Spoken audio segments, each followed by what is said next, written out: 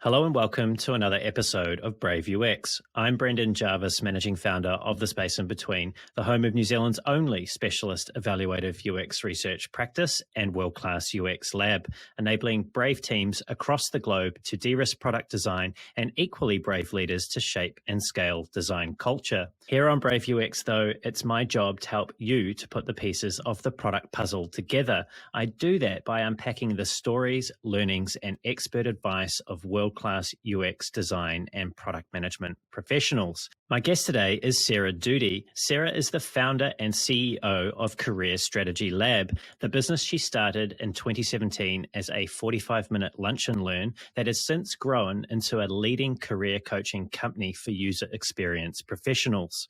By helping her clients to develop career skills and confidence, Sarah's clients have secured jobs at companies including Google, Amazon, American Express, Home Depot, Harvard, Warner Brothers Entertainment, and Salesforce. Alongside Career Strategy Lab, Sarah is also a consulting product strategist and UX designer, helping organizations to bring new products to life and to optimize the user experience of products that are already in market. In 2011, which seems like a lifetime ago thanks to the past few years, Sarah was invited by General Assembly to design the curriculum for and to teach their first ever 12-week intensive pilot course on user experience design in New York City. Sarah has also been invited to give talks and to teach workshops all over the world, including across the pond at UX London, at StartCon in Australia, which is across the other pond, and at Productized in Portugal, to name a few. And now Sarah's beaming into Brave UX from, I believe, Salt Lake City in Utah. Sarah, welcome to the show. Thanks for having me. I'm excited to be here. And you got it right. I'm in Salt Lake City, Utah, nestled up in the mountains here. Yeah, and we were just talking before we hit record, and you've just literally got back from some time on the slopes. So I'm very jealous. Yes, I did a bunch of powder runs this morning and a few little hikes to get to some fresh stashes of powder. So it was great. And then I had to come back, fix my hair, and here I am. Well, hair's looking great, and I'm really pleased that you could be here. And look, this might sound like a bit of a strange place to start, but I have been trying to place your accent, and I have been trying to do that through LinkedIn. And I noticed as far back as I could go in terms of your education history, right? You studied in Portland, then you went to Texas, and then you went up to Canada into a town called Athabasca. What is the story there, and why am I finding it so difficult to place your accent? Yeah, so I actually was born and grew up in Canada. So I grew up just very close to Ottawa, the capital, and I did my elementary and high school there. And then I moved to the United States, which I thought would just be a 1 year, expedition. I'm also a dual citizen, so that was very easy for me to do. And I kind of, a stubborn teenager. I just thought, I'm going to the United States. And then here I am all those years later. But yeah, I did, very long story short, I ended up graduating from a school in Canada.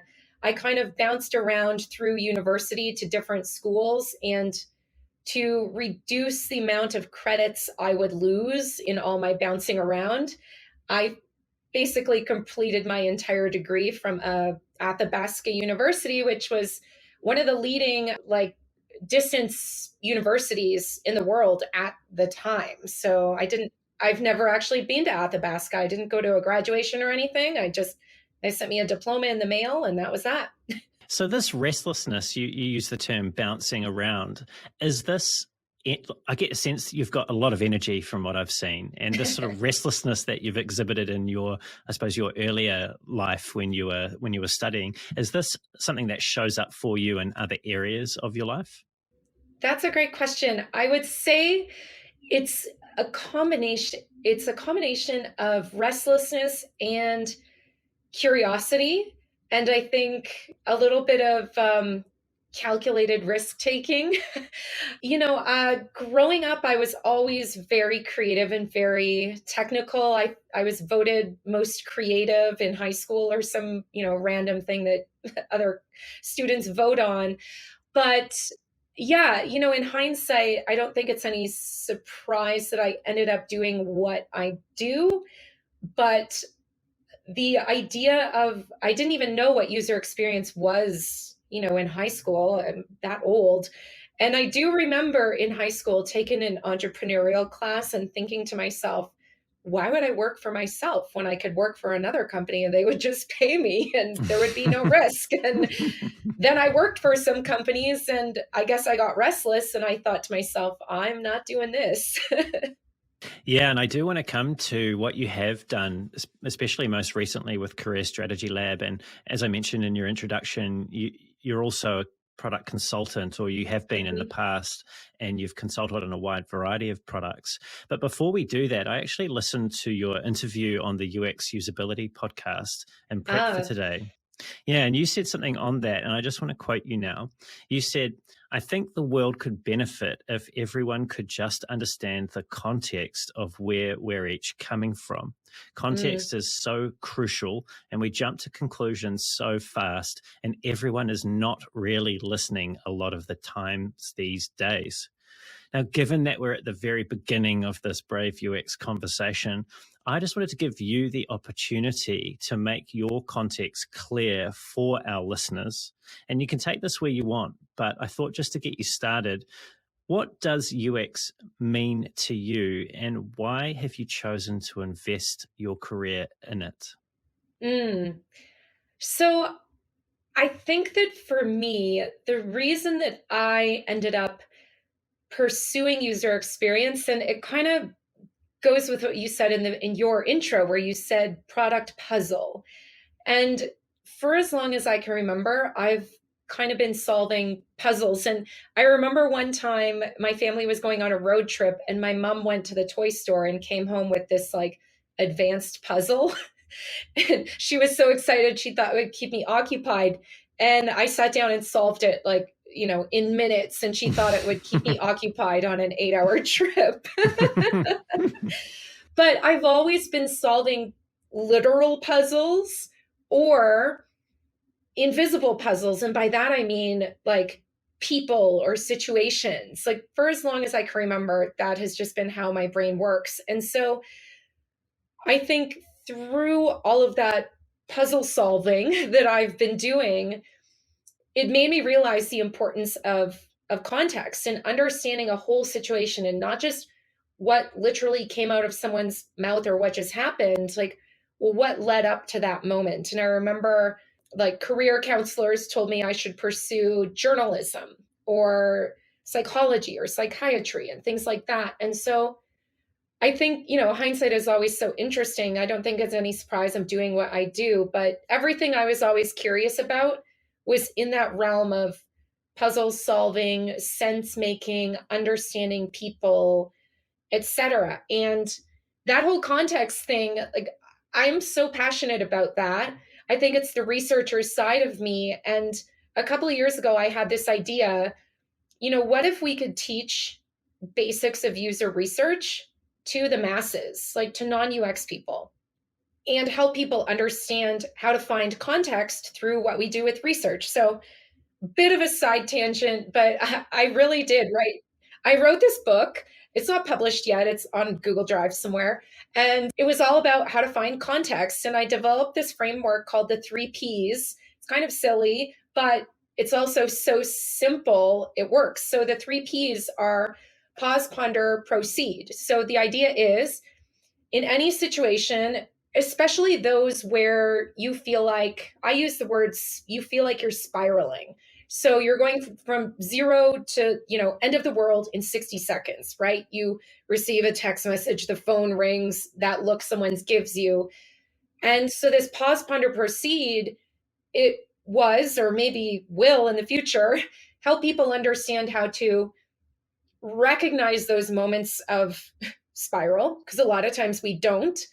And then ponder being the bulk of it, which is where the superpower of research comes in. And then you find that context to then proceed with the right lens, not the lens that is possibly invented. Because I'm really into neuroscience, and I forget which podcast, but I 100% can attribute this to a podcast that Brene Brown was on. I think it was the Dax Shepard podcast. But she said that our brains need a beginning, a middle, and an end. So when something happens, our brains will just make up the next thing that's going to happen and the outcome because they need that. And the kicker for me was when she said, our brains don't know the difference between fact or fiction. And I thought, so if our brains don't know the difference between fact and fiction, if I could take my knowledge of user research and help people uncover fact, maybe that would be a good thing for the world. Anyway, we'll see if the book ever happens. I'm a little busy these days, but maybe I need to hire a ghostwriter to bring it over the finish line. Well, it sounds like the bulk of it is ready and waiting to go. So no Yeah. doubt you will hopefully get some time in the future to finish it. It's curious that you mentioned this pause, ponder, and proceed. Because just last week I recorded an episode of Brave UX with David Dylan Thomas, who is the author of Design for Cognitive Bias and also the podcast that at the Cognitive Bias podcast. And something that he learned through his understanding of bias and how it shows up is that our biases are obviously our brains making mistakes, but they're based on pattern matching. So it's our brain trying to remove some of the load from our decision making in our day to day, and sometimes it gets it wrong. And 95% of the decisions that we're making are happening in the background. So it's only that 5% that we're consciously aware of.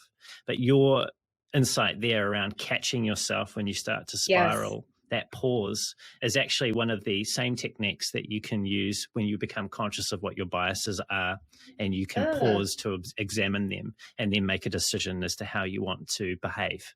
So I think that's you're definitely onto something there, and it sounds like a useful thing to bring to the world.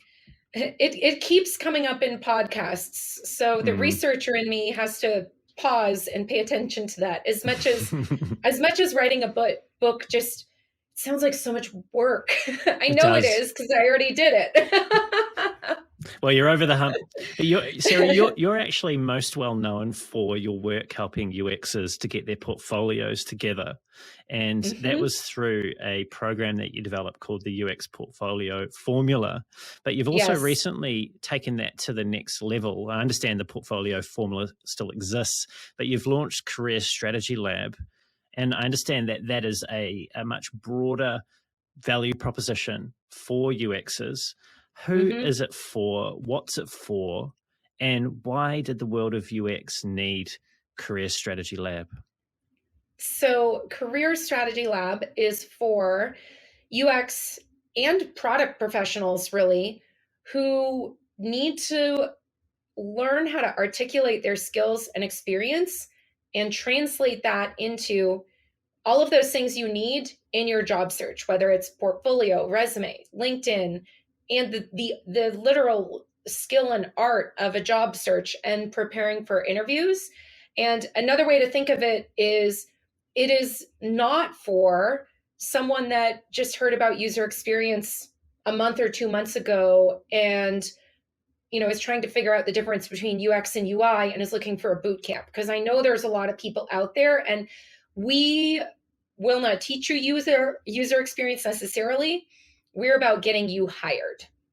And the second part to your question, why did the world of user experience need this? So this really came from my observations as a researcher and seeing my inbox and all of my DM messages on every single platform.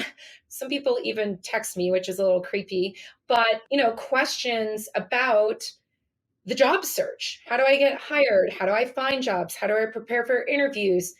I've applied to 400 jobs and I've had 3 interviews. And it all actually makes me very angry, to be honest, because since launching Career Strategy Lab, I've been very diligent about understanding who the people are that are interested in this program. And we have an application if you want to join Career Strategy Lab. So we can filter out the people who are way too beginner for this, but B, so I can understand a little bit more about UX education these days. And I will tell you, I don't have the exact number off the top of my head. I would say at least 70% of the people that have joined this program attended a paid UX boot camp. Some of them were $15,000 or $20,000. So the problem is that despite, I would argue, almost every single boot camp out there saying they're going to help you create a portfolio and get hired, and some of them guaranteeing that, they don't do a good job at it. And the reason they don't do a great job is because I believe it's an afterthought. So having created General Assembly's first ever program, which obviously has evolved, were we thinking about the job search? No. I mean, the conclusion after that experiment was we only scratched the surface. So I can't imagine how a boot camp could squeeze what I teach into a week or two module. And I think I filled a really needed gap. And it's very rewarding when people send testimonials. Like, I was just reviewing them this weekend. One person got hired 55 days after joining our program. Another one was 47 days. People triple their salary, double their salary. So it's there's need for it, and it works, and it kind of markets itself, which is, I mean, the dream, basically. Definitely from a creative entrepreneur's point of view. I just want to Yeah. rewind slightly and I want to ask you, so is it you that we can blame for the birth of UX bootcamps then? So I was thinking about this the other day, like, am I the problem? No, I think that, General Assembly approached myself, and I did co-create this with a collaborator, and I knew what General Assembly was at the time, but I think they only had the New York campus, or maybe they had a few elsewhere. So I don't think, I don't think there was any way to predict this, but I do think that, probably a whole other podcast topic, like the rise of UX boot camps and the initial wave of them, which did really strive for quality and excellence and all of these things. And now I would confidently say that I think a lot of boot camps are created by tech people who just see an opportunity and think they're going to create a boot camp and raise money and go sip, drinks in Tahiti or something. Like, they're not all created by UX people. And I think it's really sad for people who are trying to learn user experience, because how are they to vet these boot camps if they don't even know what user experience is? So I think it's being a little exploited right now, to use blunt language. And I would say that too, because we were talking about the rise of online education and online courses and things. And I think we had this wave of UX becoming very popular with I will use the word ease in quotation marks, of creating online courses and online education. And those things coming together, I think, allowed big institutions to make their own boot camps, and literally people who graduated from boot camps are making their own boot camps. And I'm like, how does that work? If you just graduated and you haven't worked in UX and now you have your own boot camp, it almost feels like a pyramid scheme in some regards. Well, I want to go into this because I know you've expressed strong feelings about this in the past, and Yeah. I'll quote you again now, if I may. Okay, I'm curious. What did I say? Yeah, hopefully I'm not misquoting you. I'm pretty sure this is word for word. All right. You've said, because the UX industry is a free-for-all, there are some very standardized education programs and certifications, yet at the same time, there is a massive amount of education out there that is unvetted and unregulated. So because of that, it makes it very muddy for people trying to figure out their careers. My question is this muddiness, this rapid pace at which the education space around UX is evolving, is this not aligned with what makes the field so attractive and so seemingly innovative? Let me see if I understand the question. So are you saying because the field is so in demand and there is such a large variety of options and price points of how to learn user experience, that it's not surprising that so many people are gravitating towards that, because someone with the time and money to do a master's degree could get into it, and someone who takes the Google certificate, which maybe there's a free version, there's also a very cheap version from my understanding, and that's all just come together and created this tidal wave of muckiness. Yeah, I suppose that is what that question is really touching on, is just the pace at which the field is evolving and the lack of regulation that exists around it. Is that not one of its sources of strength? Is it a source of strength? I think it is great that the field has so much visibility, and that, I can be riding the chairlift with someone at the ski area and they ask me what I do. And I say, I do user experience. It means making websites and apps really user friendly. And then they say, oh, my daughter wants to get into that, or my cousin is studying that. And so I think that is cool. So maybe if we look at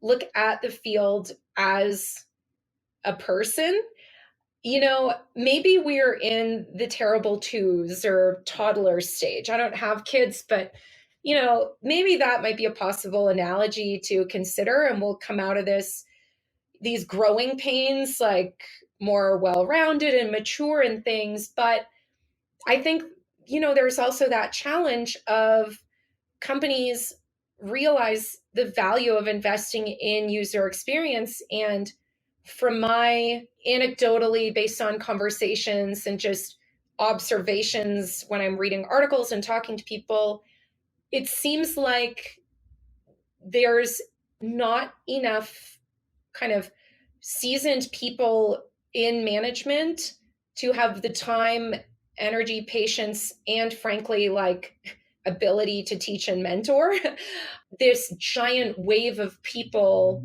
who are at the beginning of this journey. And it's a big, I hesitate to use the word problem. I think it's an opportunity. I don't think that like one person or one organization will solve this, but going back to the idea of regulation, I'm not sure that is the solution either. But concerning education, I just wish there was less preying upon people, basically, to buy so many of these boot camps. Like they promise you will get hired, and then I know for a fact some of them have kind of clauses where, well, they'll do that and they'll give you access to that if you apply to X number of jobs a week, or if you connect on LinkedIn with this many people, or if you write X articles on Medium per week. And I have to think to myself, well, now this grotesque level of like regurgitated content on Medium, maybe we could attribute that to all these bootcamp people being told they need to make a personal brand and have a presence. So let me write this surface level article on Medium. And I realized that all sounded very pessimistic and negative, but I think about this all the time. And as you can tell, I'm trying to connect the dots. And it's also a little concerning because when people see things on the internet, whether it's related to our industry or news or health or politics or anything, what do we know? We know that a lot of people consider text on a screen to be the truth, And so there's not this vetting of content that people are consuming. And so I think that's why a lot of these people coming into the field, I know they're very confused, because that's why they join my program, because they say, I'm overwhelmed with the amount of information about job search and portfolios and resume. Every Google search leads to conflicting advice and opinions. And yeah, so that was a bit of a tangent, but so this messiness, this muddiness that we've spoken about, this has actually opened up an opportunity, I suppose, for you to come in and provide people with a solution and to help them to see through the fog and Yes. actually land a career or a job, a first start in their career, or maybe a transition point in their career through what you do. What is the largest mistake that you see people making when it comes to their UX career? So I think the largest mistake that I see people making is not applying product and UX and design principles to themselves, treating their career and themselves like a product. Because I just did slides for a workshop this weekend, but one slide has the double diamond process, right? Everyone has seen this graphic all over. And I say, there's a reason we follow that process. It's kind of like guardrails, right? It helps us from going too far off the road and then crashing. So if we skip to design in, say, some app that we're working on, we've probably all worked on a product like this. Oh no, we don't need to do research. I understand the customer. Let's just jump right to designer wireframes, right? Well, what happens? Every project I've worked on like that, it ends up taking longer, more expensive because you have to redo things in high fidelity. Or finally, someone comes around and decides, okay, we should do research. So it's like back to square one. So same thing with our careers, right? Specifically with the job search, so many people, I got to do my resume. I got to do my LinkedIn. Okay, I'm going to go to LinkedIn and start typing bullet points, just stream of consciousness. There's no strategy, right? I'm going to do a job search. I'm going to type UX into LinkedIn and then apply. Well, what jobs did you want to search for though? Like, do you have specific industries or types of companies? So if we've just followed the basic kind of principles and little milestones in that double diamond, that alone would, I think, would help a ton of people. Not a mistake, but a skill that I think is missing or deprioritized these days. I think it's that skill, a couple of them. I think it's critical thinking. I think it's writing. And I think probably if I had to throw in a third, I think it would be research, like basic research. And that doesn't mean like become an expert in the latest research software. That means like being more mindful and being more observant. Like take software out of it. It's what happens in your brain as a researcher. I wish I could just plug that into everyone. But a lot of what we do in Career Strategy Lab, yes, we will teach you how to make a resume, but I don't run a send me your resume and I will rewrite it for you service. I don't do that. And I don't believe in that because that's nice. It might get you your next job, but then what happens when you need to get your next job? You still don't know how to write a resume.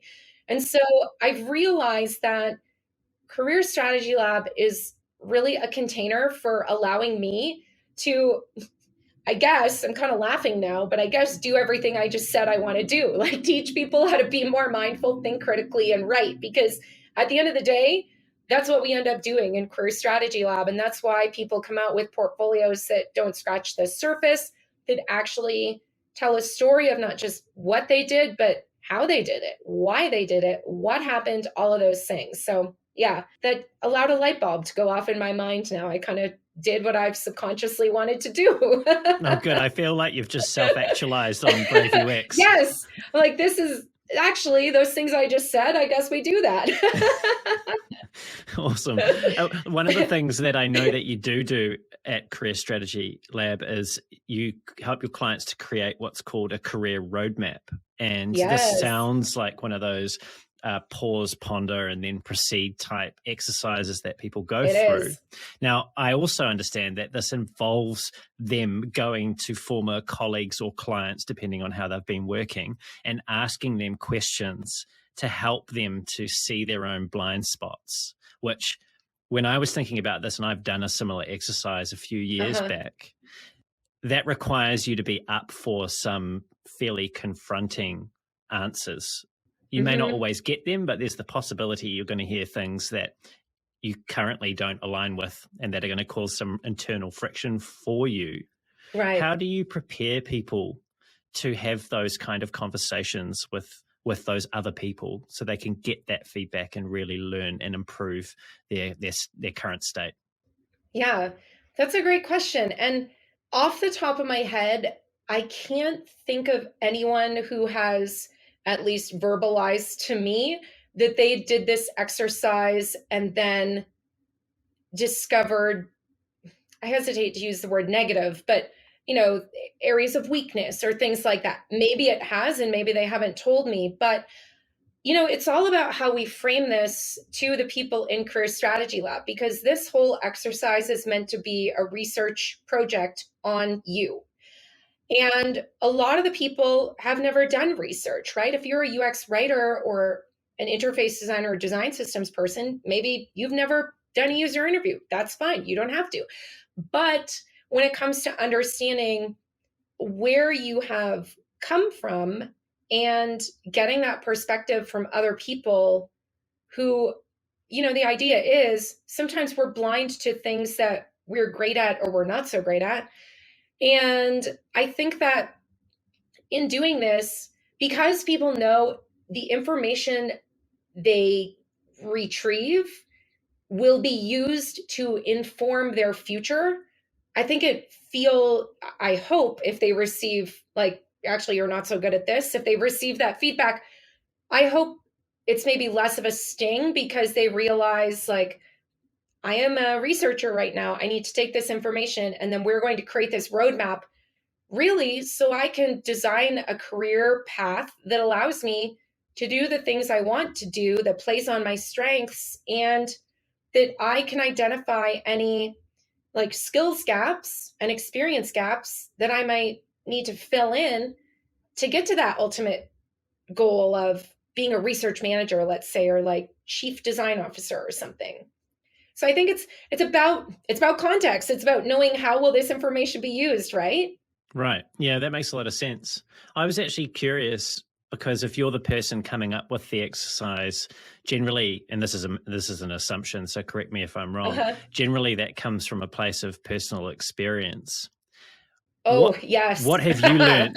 What have you learned about yourself having done a similar exercise, if you have, to this career roadmap? Yeah, so the roadmap is a bit of a tangent, but the roadmap initially came to be because early in my career, I worked for a couple of startups, neither of which exist anymore, and definitely, were floundering. And one of them really just had a lot of people issues, let's say.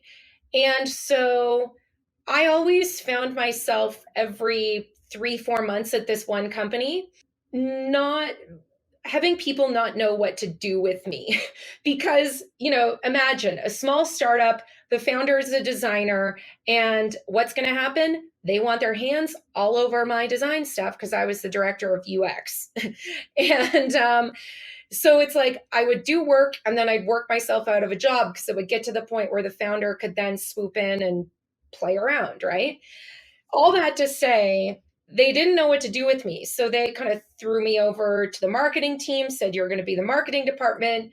And then they said, actually, you're going to go be on the tech team and develop this natural language processing thing that the tech team was working on. I was like, whatever. So I did that. It was kind of interesting. I couldn't explain it nowadays, but in all my spare time I had back then, when I wasn't researching natural language processing, I made a roadmap for my own career. I thought, heck, I don't want to do this again. So I remember talking to former bosses and friends and gathering this information. But another thing that we have people do, which was equally as powerful, I call it, what did I give it the name of? I made the name mentor mirroring. That's what we call it inside Career Strategy Lab.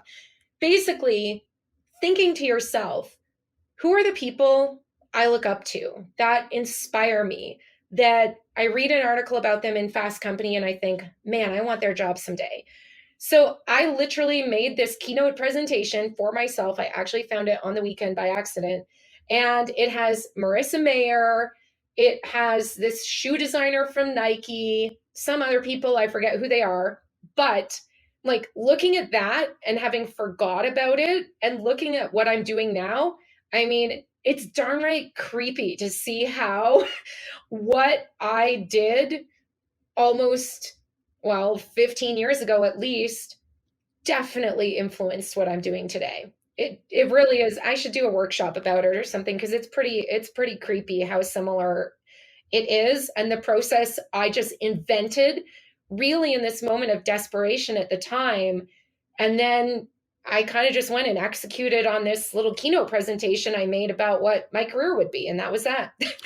So you made some big changes in recent years, right? In the last 5 years to do what you've done with Career Strategy Lab. You're now a creative entrepreneur, and you were a consultant and on the tools, right? So there's quite a shift there.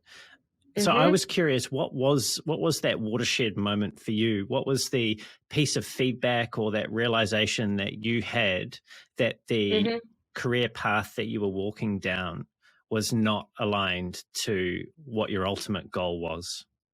Right. So I believe I started consulting officially, like quit the full-time job and went for it in 2012.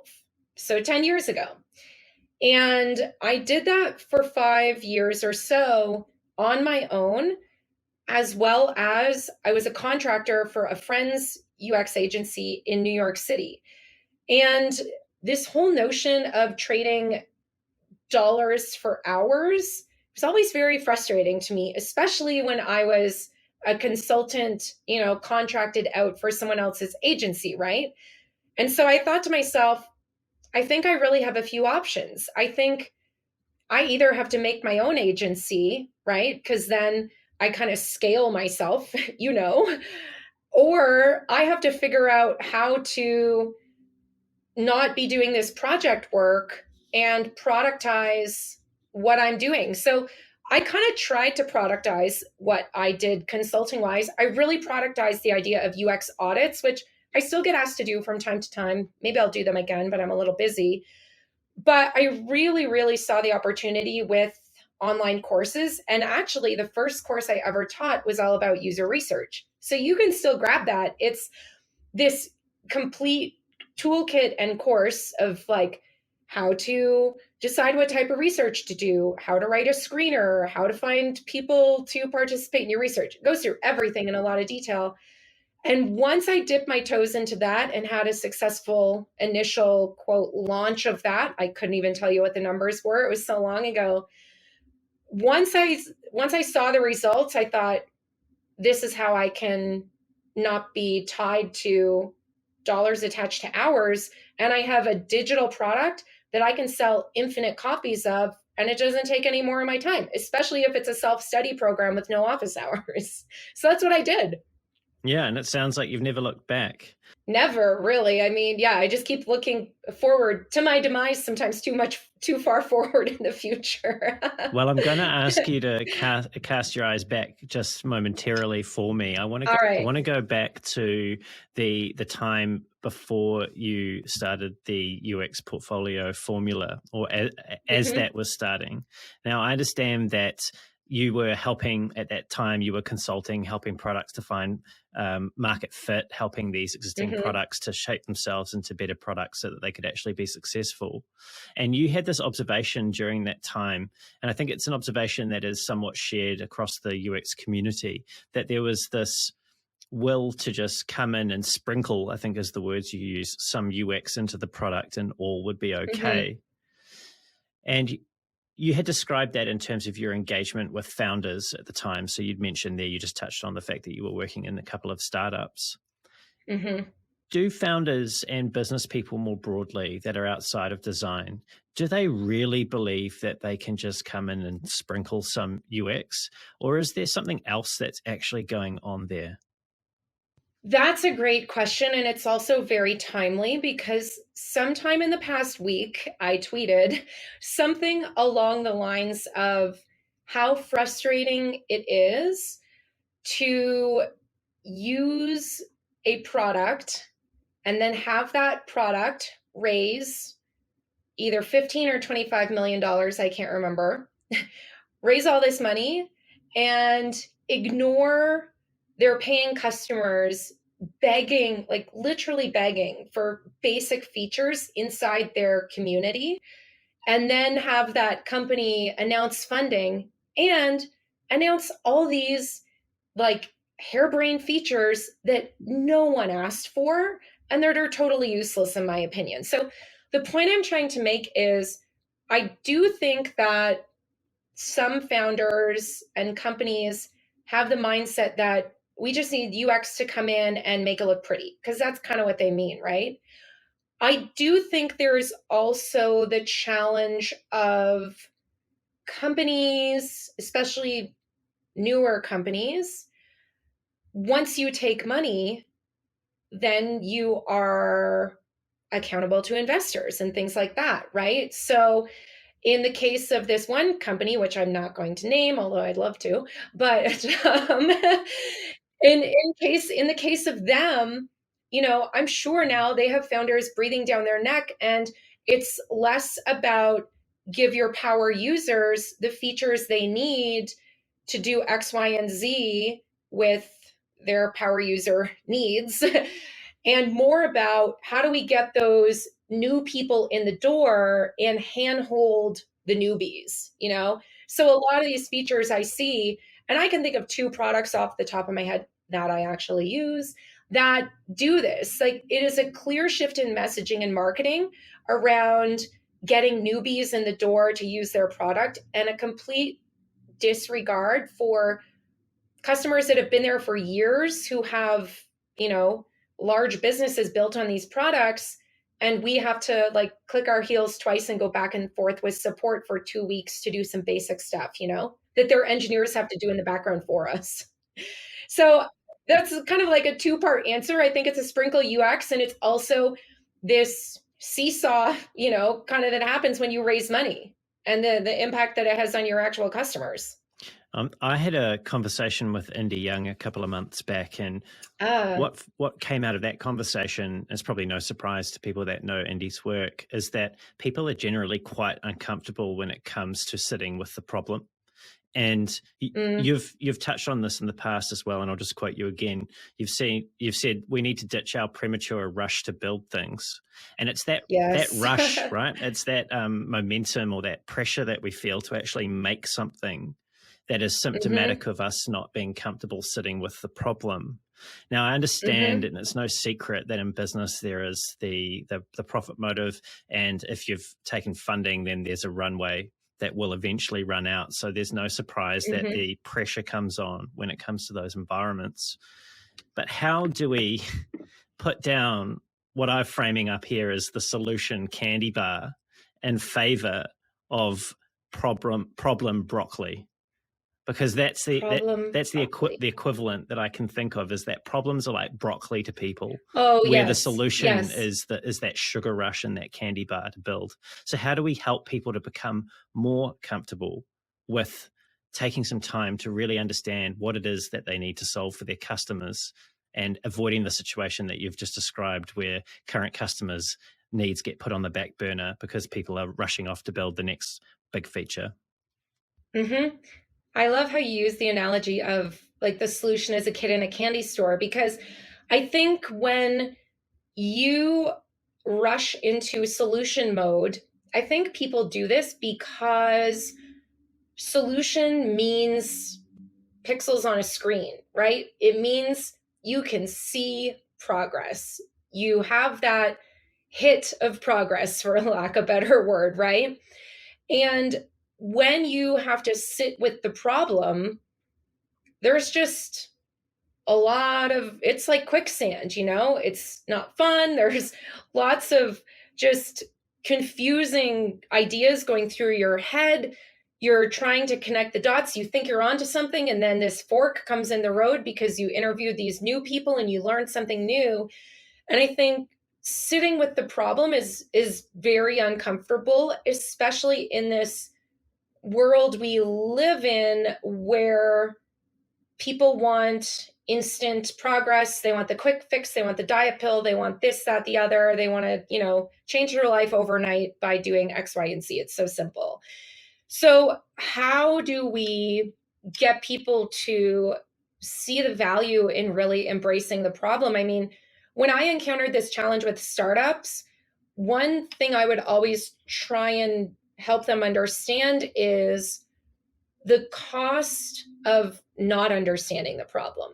So, what is that cost? So, on teams, on product teams, for example, it's not just time and money, it's also potentially like morale and employee retention. Because if you have this culture where you're constantly building stuff that launches that doesn't get traction and then everyone gets mad and you have to redo stuff, that's not good for morale and that's not good for retention, right? And so I think shining a spotlight on that is very important.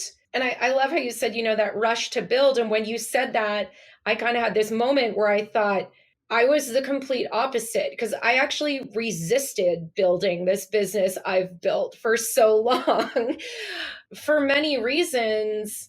And I was very slow. I would not say I was slow to execute on it. I was quick to execute, but I executed very small slivers along the way, Like when I first created UX Portfolio Formula, which I guess is a nice literal name, although I kind of think it's cheesy now, but everyone gets what it is. So when I first had the idea for that, I did a survey. I sent it to my audience. I got hundreds of results back. Then I said, okay, I'm going to tell everyone that filled out the survey that I'm going to do this workshop. Did I have the workshop ready? No, but I made a sales page and hooked up a credit card thing and told people I was running a workshop. And I thought to myself, I forget what the number was. I think it was 30 people. If 30 people don't buy this, we're not doing it. And I'll just refund everyone, right? So I didn't even have the workshop created. I had a vague idea. And then I sent the email, and next thing I know, 85 people signed up for this thing. And then I had to shut it down and have a wait list, and I had to make it. So I think we could all benefit from move fast, but also move in small increments, if that makes sense, that allow you to validate along the way, because if 85 people did that workshop and they all said it was terrible, I wouldn't have done it again. But 85 people did that workshop. Then they said, this was awesome, the 45-minute workshop. Can you do it again? And they literally said, could you make it 4 weeks long? I thought, yes, and we'll charge more. And people started to get hired. So that was the validation that maybe subconsciously I was hoping it would fail so I wouldn't have to pursue this idea. But it worked. It worked, and it was just the little nudge I needed to keep going. But I think too many people keep going without that nudge. Does that make sense? Like they just keep going because their ego's like, go, go, go. And I basically had to be shoved down the product path to keep going by this validation. I was curious about what you've just explained there, and the role, if any, that vision had for you in what you were creating. And I don't necessarily want you to post-rationalize the vision, but if you take yourself back to that moment in time where you're actually preparing this landing page, you're putting something out there for a course that you haven't yet written, how concrete was it what you were going to create now 10 years later with Career Strategy Lab? So I think at the time it was very concrete in terms of I wanted to make the best step-by-step actually how-to program for creating a portfolio. And that was it. The reason was there was so much content out there that was all just tell a story, show your process, make it easy for the hiring manager, all this stuff that, yes, we know, but when you sit down to actually do it, it's a lot harder, right? And so this is literally step-by-step, cookbook, recipe, detail level instructions on how to make a portfolio. And that's all I did, in the office hours that happened after this product kind of expanded, well, naturally, people started asking questions about resumes and about interviews and about this and about that. And in the back of my head, I thought, well, I should obviously create a resume course and a job search course and all this. But I knew that if I did that, two things are going to happen. It's going to create a marketing problem because we have this portfolio brand and all this. And also, I was a one woman show, you know. I didn't have time to do office hours and review portfolios for hours on end each week and make the best resume curriculum. So I consciously stayed in the lane of portfolios from 2017 until, I don't know, I'm guessing 20 maybe.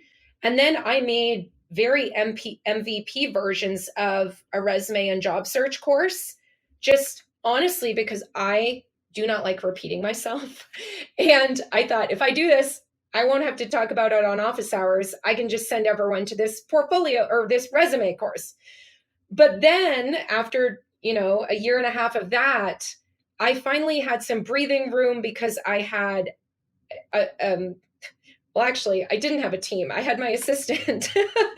I didn't have a team until this October, but I had some breathing room and I kind of deprioritized sales, if this makes sense, to spend my time to develop this new program, the Career Strategy Lab, knowing that if we had some sales dips for the months I was working on this, it was fine. Because once I got this Career Strategy Lab out of the gate, it was going to cost more and it would be like game changing. And that worked, But I think even now, I just was talking to like my maybe director of ops. We're kind of feeling each other out right now. But she said, this doesn't just have to be for UX people. It could be for accountants and software developers and, graphic designers. And we should take this wide. And I said, you're not the first person to say this. I've thought the same thing too.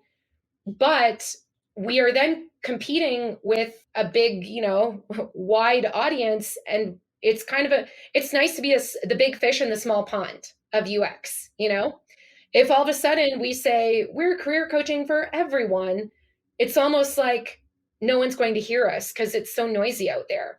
So maybe 5 years from now, we'll be talking about like the white label version of this. I have no idea, but I think we could do it.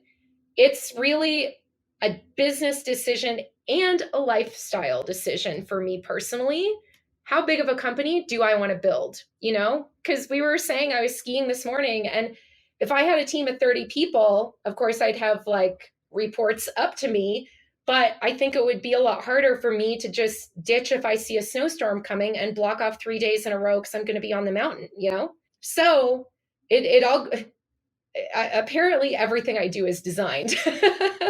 One of the hardest choices that people have to make in life, and in particular with their careers and their businesses, is what not to do. And there is a pull in our culture to try and do more, to scale, to raise money, to build a big team. And it can often be a harder decision to stick in one's lane and continue to add value to those people that you've chosen to serve. I asked you about vision because you'd said something else in a talk that I'd listened to you give, which was, and I'll quote you again, whenever you have a new idea for a product or a feature, it becomes this big dream. You have this 5-year vision of it, right? And that's great, but people only need their little solution that's going to help them with that struggle.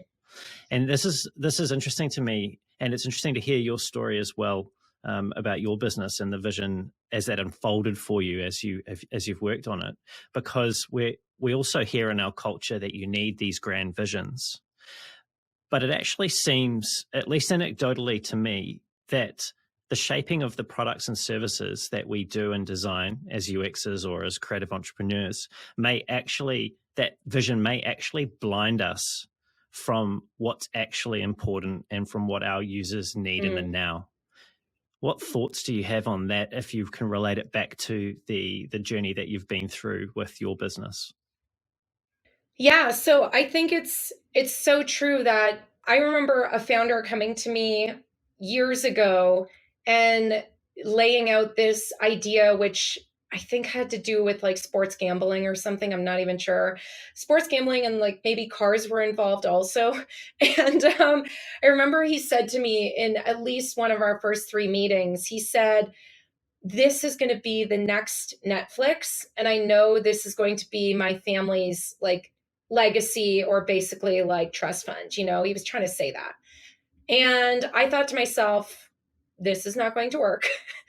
And it's true because if he couldn't identify like the one product, the one thing, the one person that was going to buy that in the beginning, I don't know how you're going to become the next Netflix.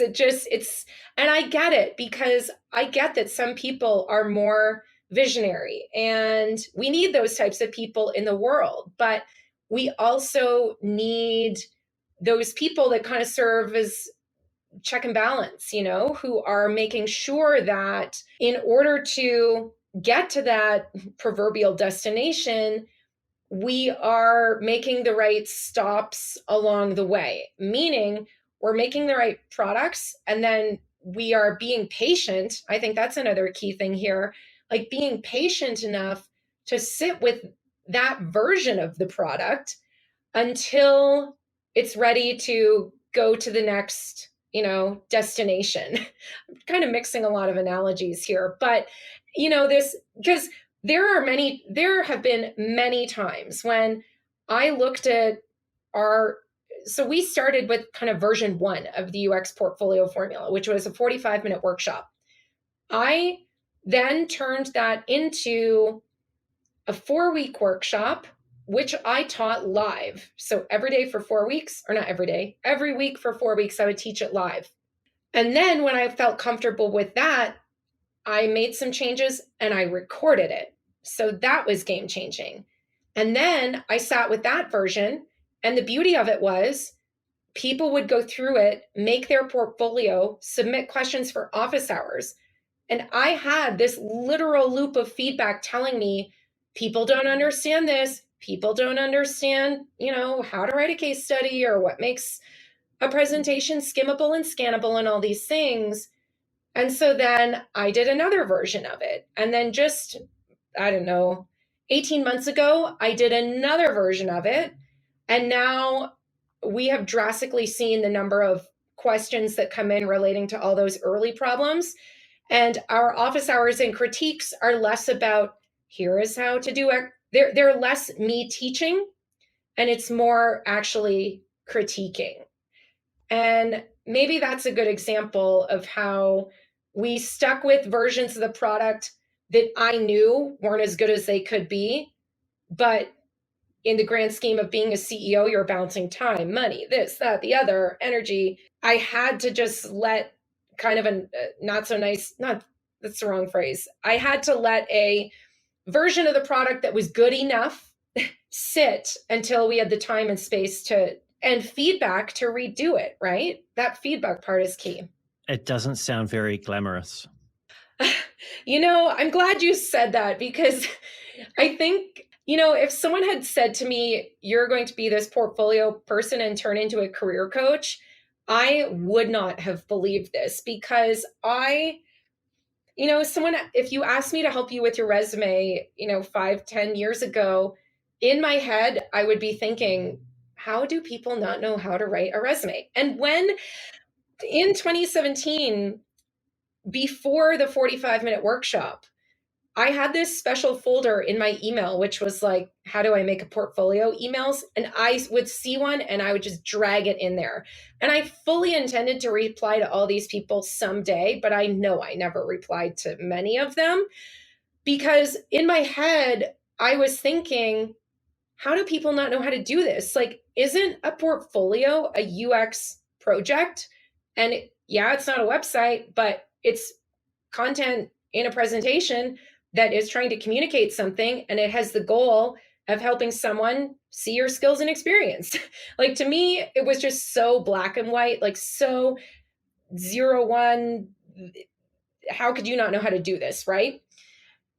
And, you know, it's that, I forget the exact phrase, but that idea of like, when you're an expert at something, you don't realize the deficiency that other people have in that skill set. And I guess it made me realize how much of a natural storyteller and designer I am, because I will say in many of the companies I've been in, either full-time or consulting, and people I've collaborated with, many of them would say, oh, Sarah's the storyteller, Sarah is the presentation maker, you need a deck, have Sarah do it. So, if you want wireframes that are not lorem ipsum and like you could throw in front of an investor and they're actually going to get it, like with real content, I can do that, So it's not surprising. There's actually a bias that David Dylan Thomas taught me about, where I think it's a French word and I won't do it justice, but basically it's this bias, and I'm not even going to try and say it, where we spend so much time in our professional career and our track that we see the world around us through only that lens. And what I mean by that is that we can often have blinkers on and not be aware of why other people can't see what it is that we see and solve the problems that we solve. You saw that problem, you had that folder on your email, you were collecting those responses, intending to get back to them. And you have, right? Your reply to them was actually to create the business that you created. It wasn't individual replies, but it was something more substantial that they could use to help them with. But I understand that while you were going through this process of forming this business over this period of years that you had a framework that you used during your user research to help you to better understand what the world was like for the people that you were intending to serve. Now, I understand it's got 3 parts, and I wanted to ask you about this because this is, to me anyway, was quite a useful way of framing up how you can better understand your users. So what is this framework all about? So I think the framework we're talking about is just these 3 really simple questions that, you could ask to understand, I think, many situations, And the first, imagine you're on a river and you're on one side and the other side of the river, and there's the river in between. So the first question is like, where are we now? Or where are my potential customers now? What is their current reality? What are they doing? How are they trying to solve this problem? Are they trying to solve this problem? Do they even know it's a problem? Who are they currently paying to solve this problem, right? So what is my current reality? And we actually use this framework in Career Strategy Lab when people think about their career. So where am I now, or where are my people now? What is the proposed future or dream state?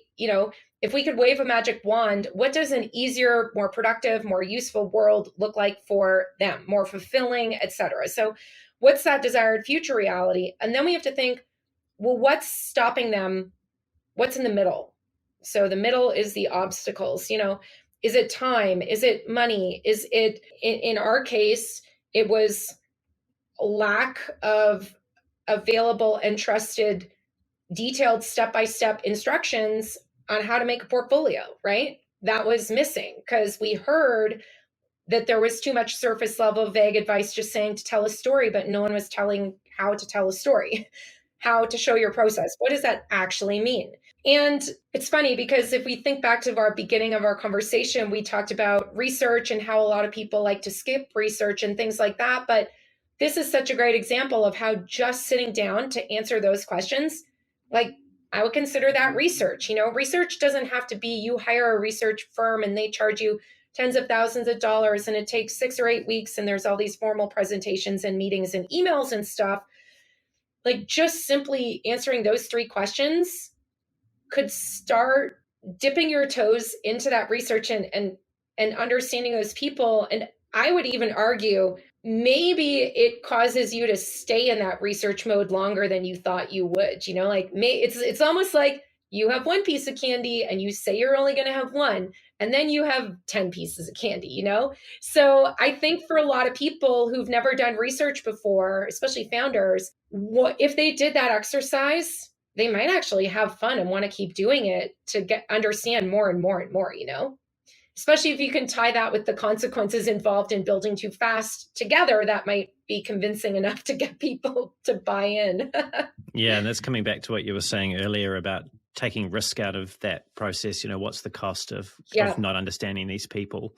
Now, presumably Yeah. answering those questions actually involves going out and interviewing and getting to know the people that you're seeking to serve. Mm-hmm. And, I will say a lot of my early research for this, it was not one-on-one conversations with people because I had all their emails that they sent me. Some of them, what I remember, I cut and pasted into Google Docs to see how long one person's email was. It was 2,500 words.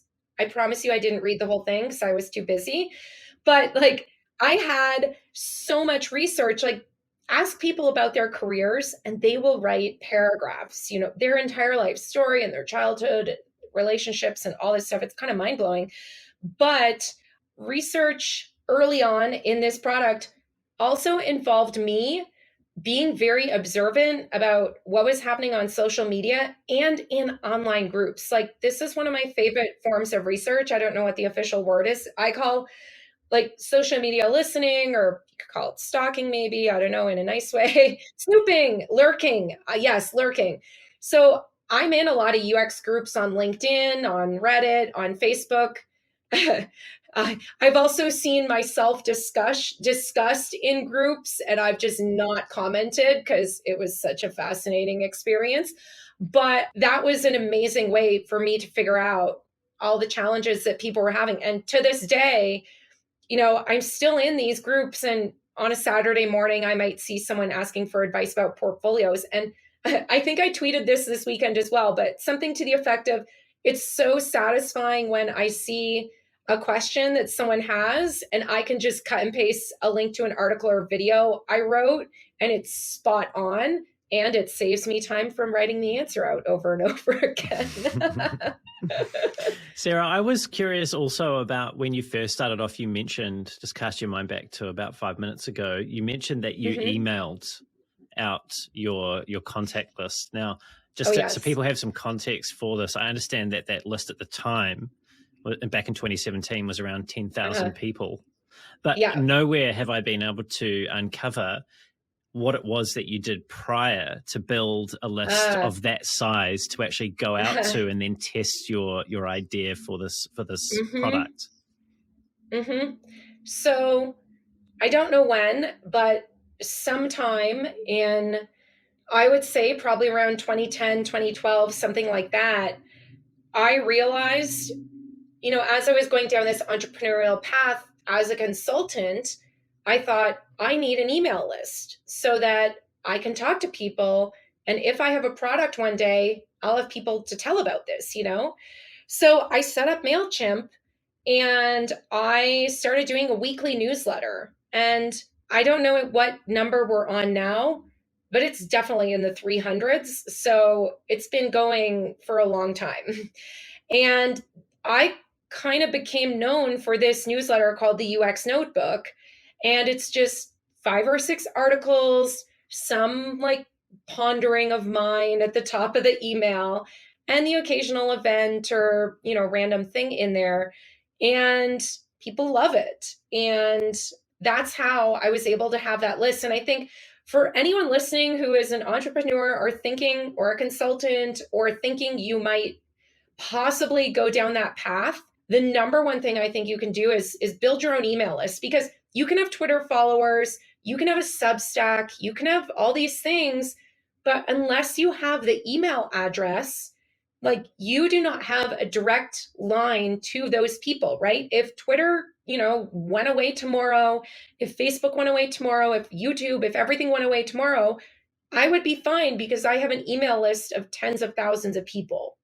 So I think everyone gets so excited about the next social media platform and the clout that is perceived because you have this many followers is kind of a vanity metric, because if that went away, you can't contact those people.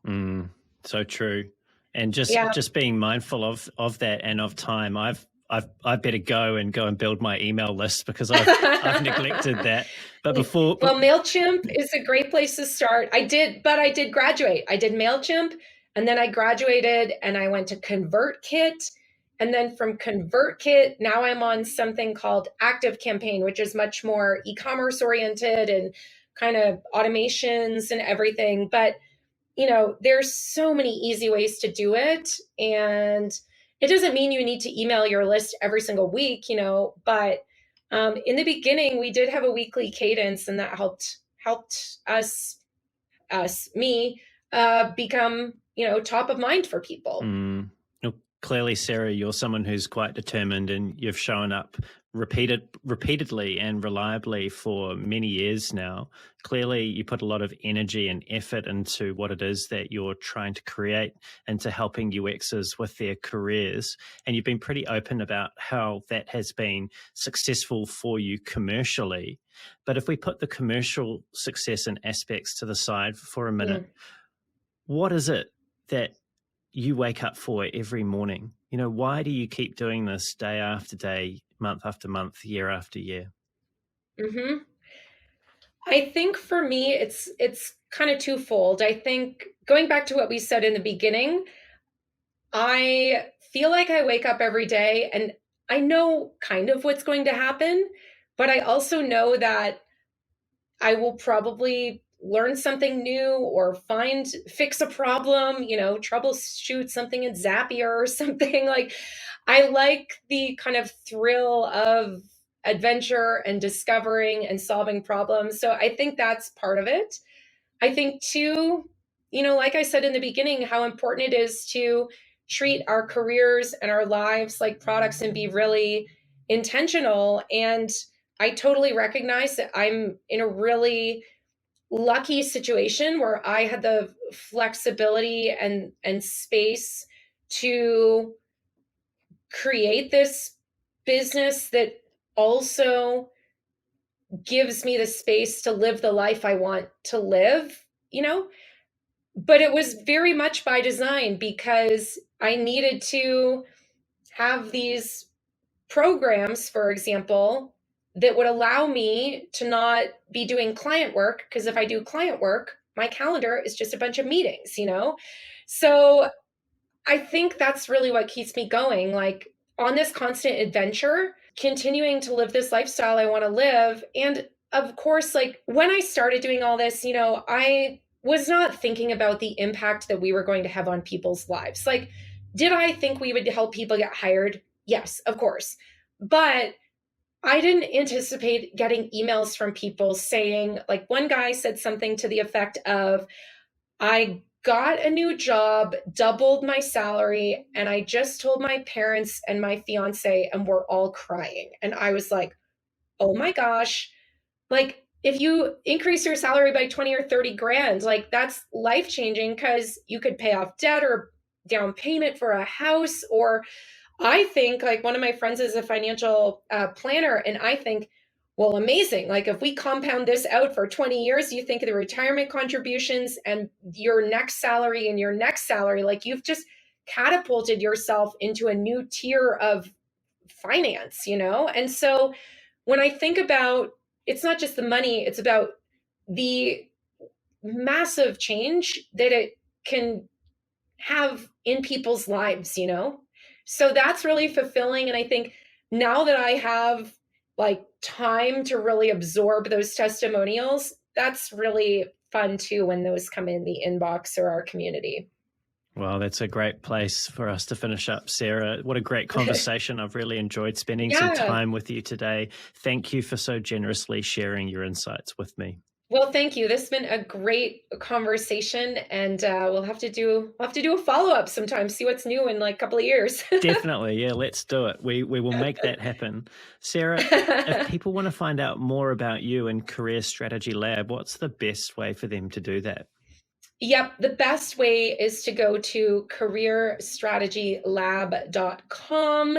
If you're curious just about me, I have my own website, sarahdoody.com. And then on social media, so Twitter and YouTube, I'm Sarah Doody. And Instagram, it's Sarah Doody UX. I locked down my personal one, but I have my Sarah Doody UX one for everyone else. Perfect. Thanks, Sarah. I'll make Yeah. sure that I link to all of your social medias and to Career Strategy Lab in the show notes. And to everyone that's tuned in, it's been great having you listen to this conversation as well. As I mentioned, all Sarah's contacts will be in the show notes, as well as all the other good stuff that we've covered in terms of detailed chapters for YouTube. If you've enjoyed the show and you want to hear more great conversations like this with world-class experts in UX design and product management, don't forget to subscribe to the podcast. Give us a review. Those are really helpful. And also pass the podcast along to someone else that you think might find value from these conversations. If you want to reach out to me, you can find me on LinkedIn. Just type in Brendan Jarvis and I'm sure you'll find me. And there's also a link to my profile at the bottom of the show notes on YouTube and the podcast platforms. Or you can head on over to thespaceinbetween.co.nz. That's thespaceinbetween.co.nz. And until next time, keep being brave.